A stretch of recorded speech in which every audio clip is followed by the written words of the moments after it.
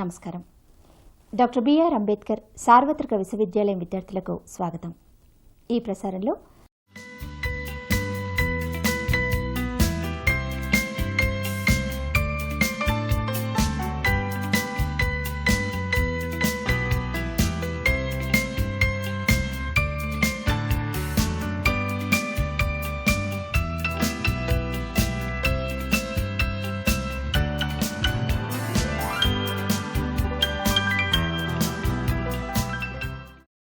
Welcome students.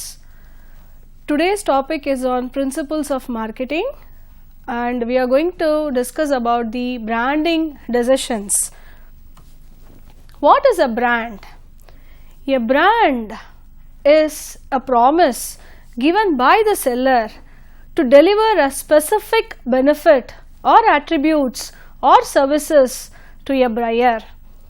A brand can be a name, sign, logo, term, design or symbol which is intended to identify the goods or services offered by the seller and to differentiate with other competitors. What is a brand name and trademark?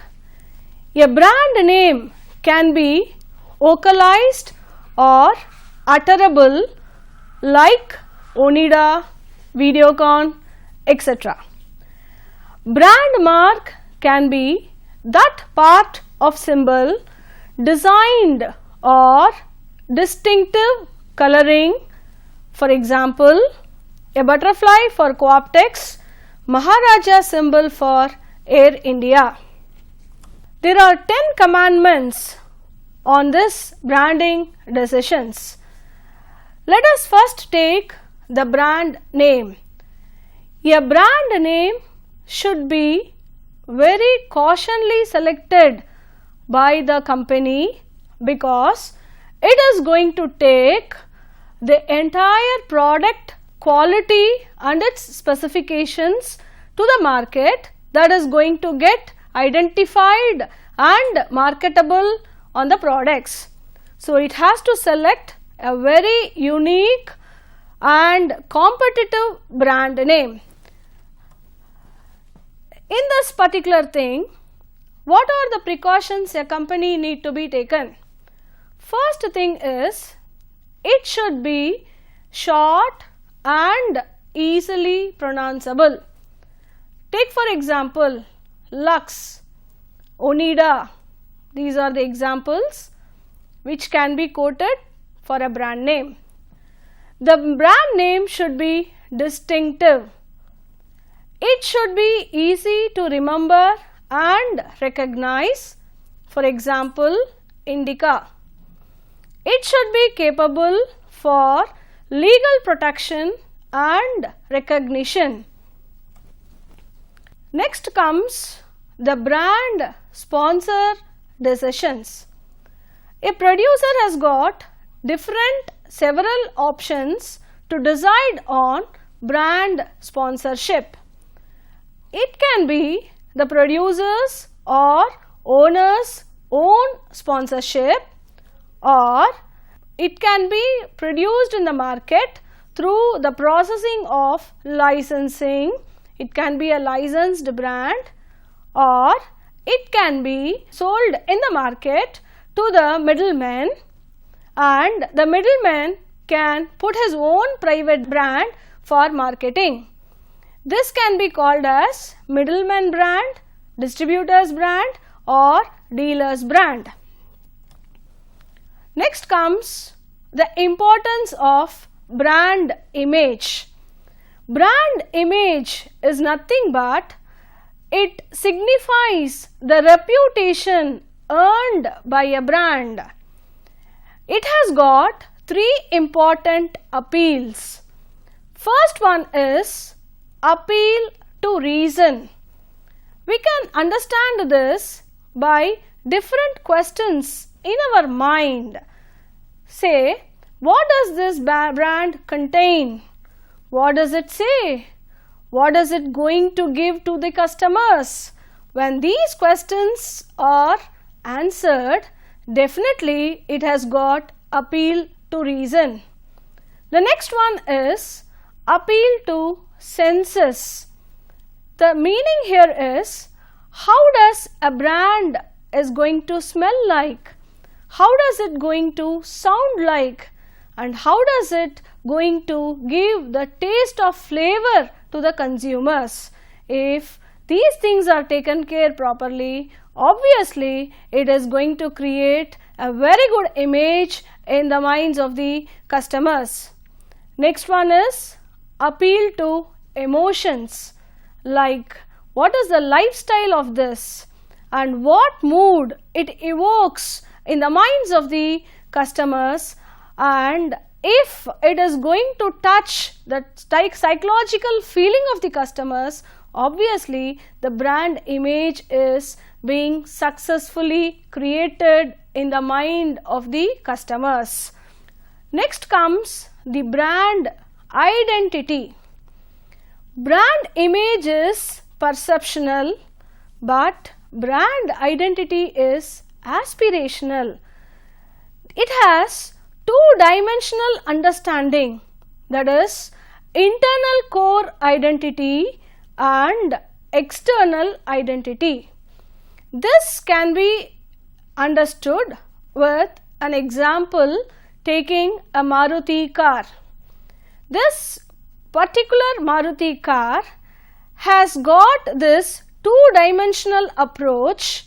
Say the internal core identity can be identified as a very small, economical, fuel efficient car with proven technology, and its external identity could be felt with largest market share as well as a car for every kind of people. So this, I think the example taken here will satisfy the brand identity. The next strategy of brand positioning. It is the result of customers' perception about the brand relative towards its competent brand. Like the perceptions created in the mind, like when you think of a burger, definitely you immediately correlate to go into a McDonald's. This is what we mean by the positioning of that particular product with the customer perception. Next could be brand extension decision. This could be for a launch of any new product or for any modifications of a new product. For example, it can be change in a color, change in style, change in packaging, or it can be the same product with added advantage or benefits to the customer. It saves high cost of launching and advertising of a product to the manufacturer, and it takes the pride of the existing brand to its credit, and the loyal customers who are already in use of such brand definitely will be the target customers when there is a brand extension decision. Now going with multi-brand decisions. This is going to give a huge revenue for the manufacturer. We can already stated that it can be a decision extended or it can be created for different brands. Say for example, a seller has developed 2 or more brands in the same product. This is done in order to take a privilege of giving a new name to a product, which is always people go with some innovative strategies, and the company also will market the target customers with its new brands. Here the company should understand that the multi-brand decisions should not overshadow its own product, but it should be a challenge to the target customers to give their preferences on this particular brand decisions. Next comes brand repositioning decisions. However, a well-developed brand will initially be positioned in a market, need to be repositioned later. So, how we are going to understand this particular process of repositioning? For example, we can take Horlicks. Horlicks is a very known product with all the customers. Here, the Horlicks is being given in additional nutrients for the extra growth or for overall growth of the targeted customers. Here, they have come up with a new addition to this product called as Junior Horlicks, which is going to give some more value addition for the existing product. So, this is going to be a very good example for brand repositioning decisions. Now, let us take a proper understanding on creating this brand identity. How to have this brand identity into the market? Suppose you look into some sort of product which you get attracted towards it. Can we take it granted that this identity is going to serve the purpose of the manufacturer? For example, let us take a well-known brands, say Pond's. You know that this Pond's has taken a family blanket coverage name. So, this Pond's has taken its identity to launch a product called a toothpaste in a similar packing, and we can say that it has become a big failure for the company for taking that family or blanket identity to launch a product. So, it should be understood that taking the identity will not be a very success for the launch of a product. It has to serve the need of the customer. That has to be understood properly. Next one, we can say a brand has got its own personality. What do you understand by personality? Personality is something which will take into the insight to the brand. The brand also has a personality, lifestyle, traits, etc. So, it has to take a unique characteristics which is going to discuss about the features of this particular personality. So, let us take a demographic characteristics, say as to sex, age and socio-economic conditions. Take an example of moped. Moped is feminine in character.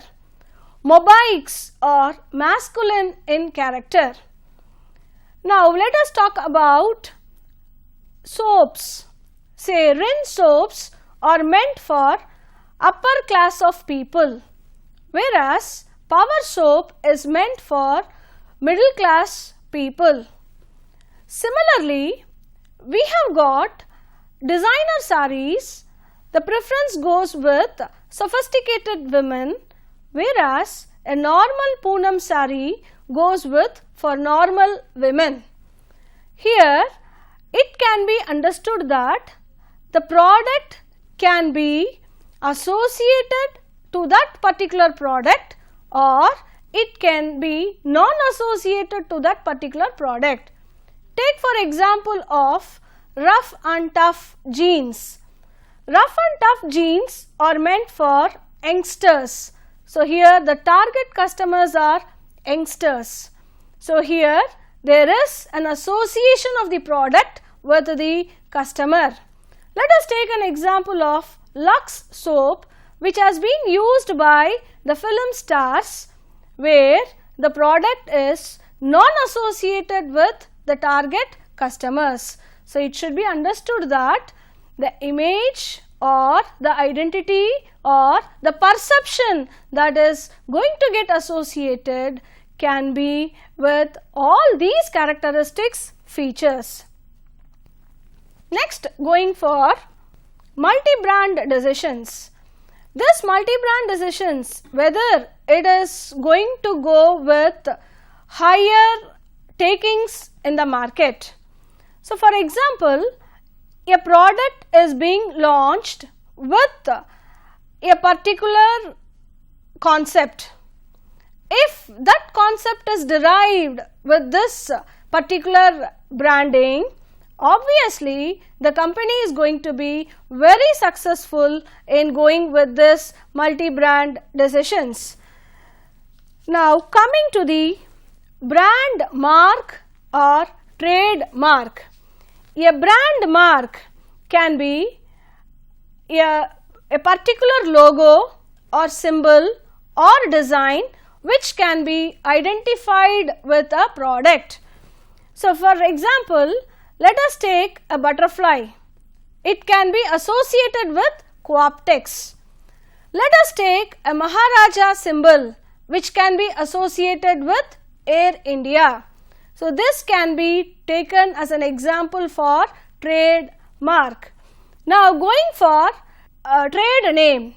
It is something which is going to give legal protection to the product and is capable for exclusive appropriation of the seller.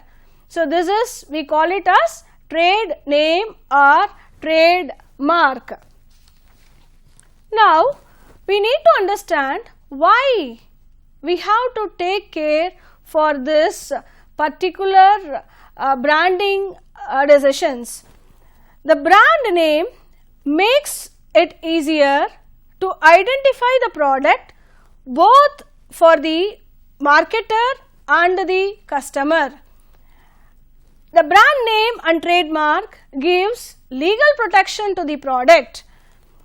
Branding makes the marketer to enjoy brand loyalty and brand image among the competitors.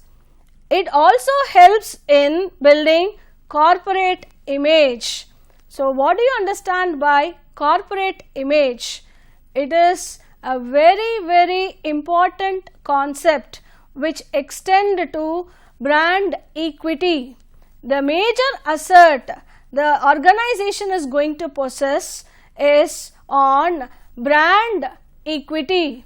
It is a highly rewarded brand in the form of loyalty, in the form of customer preferences, in the form of customer awareness to a product.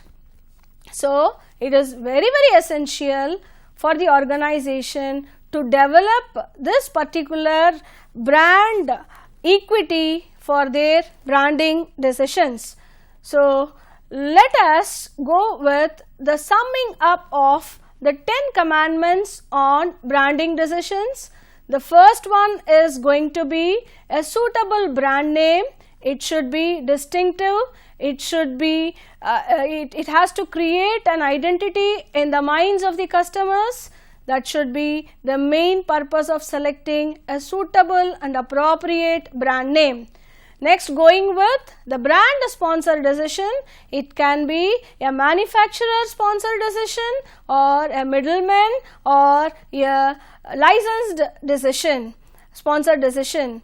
Next one, going with brand image. It has to go with the strong perception in the minds of the customers that is going to give a wonderful brand image for that particular product. The brand identity. The brand identity has got two-dimensional approach. One is the core identity and the another one is the external identity. Then going with brand personality, the brand personality takes into the insight of the brand, which can feel like human beings and has got its personality and traits as a human being. Then coming to brand positioning, it is the strong perception that has been created by the brand in the minds of the customers. So we can take an example of McDonald's and burger in order to understand this. Then brand equity, it is a great asset created by the company by its valuable brand, that is the customer loyalty and the customer continuous support for that organization. Brand extension decisions can be carried out with a similar product going with a little change in their presentation. It can be in the form of packaging, or it can be a minor change in color, or it can be an extended service, or it can be an extended benefit that is going to be given to the valuable customer. Next, going with multi-brand decisions. This is something which has been taken over by the company in the same product line, and this has to be very carefully given by the company to the customers. It should not overshadow its own product brands. Next, going with brand repositioning decisions. That means already the brand which has got well positioned in the market need to go with repositioning in the market by various modes and approaches. This can be done by continuous flow of advertising, and it can also go with different marketing strategies and programs that can get executed for this particular brand repositioning decisions. So all the 10 commandments of this branding decisions should be born in the mind of the company before they chart out or before they plan out for their successful branding decisions. These things are highly essential for the organization to go with this branding decisions. Thank you, students. I hope you have all understood this particular concept on branding decisions. పాఠ్యాంశాలపై మీ సూచనలు, సలహాలు, సందేహాలు మాకు తెలియచేయండి. మీ సూచనలు, సలహాలు, సందేహాలు మాకు తెలియజేయవలసిన చిరునామా: director, audio visual production and research centre, doctor BR Ambedkar open university, professor G Ramareddy Marg, road number 46, jubilee hills, Hyderabad 500033.